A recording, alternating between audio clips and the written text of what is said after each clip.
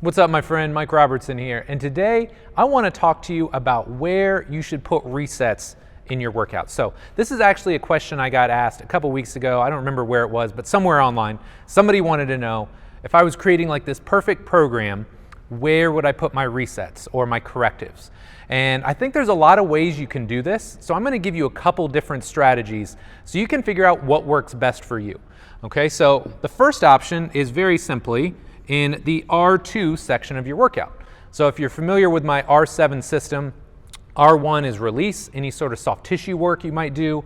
R2 is where we're gonna do our resets or our correctives, activation, whatever you wanna call it. But the way I think about it is this: before I go in the gym and I try and run fast, jump high, lift heavy things, I wanna optimize my biomechanical position. I wanna optimize my alignment to make sure my body is best able to sustain and withstand those forces. Okay, so this is the easiest option you have available to you. Do your rolling, then go into your resets. A second option, and one that I really enjoy, especially if I'm just starting to work with somebody, and maybe they have some movement related issues. Maybe they have a little shift when they squat, or maybe they can't get their hips and their pelvis in the right position when they do a split squat. I'll actually do it in R5, but I'll do it as a superset. So there are an infinite number of ways that you could do this. For example, let's say you're trying to pattern somebody's squat.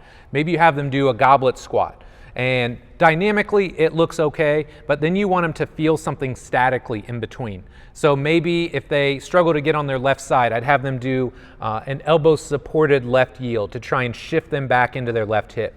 If they just need to learn how to expand their thorax front to back, get their pelvis underneath them, maybe I'll give them a PVC squat or a reaching squat to help them feel those positions. So this is a great way to try and make sure that people are feeling the right muscles, getting into the right positions, and you get to do it a lot in the workout so they feel like, hey, I'm doing this dynamic activity and then I'm learning to pattern it in between. So this is a fantastic way you can do it.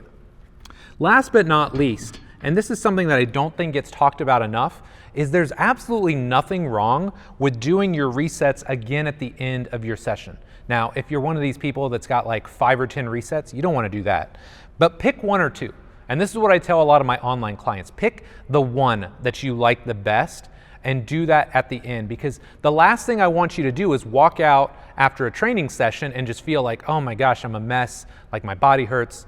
Hopefully if you're working with me, you don't feel like that. But regardless, you want them to feel as good walking out, if not better, than when they walked in. So this is one of my absolute go-tos. When you're done with a session, pick your favorite reset, the one that gives you the most bang for your buck, and do it again. So you feel like when you walk out, you're breathing better, there's a little pep in your step, your body's aligned, and you're ready to start that recovery process. Because that's what it's all about, right? It's not just about the training session, it's about kickstarting the recovery process.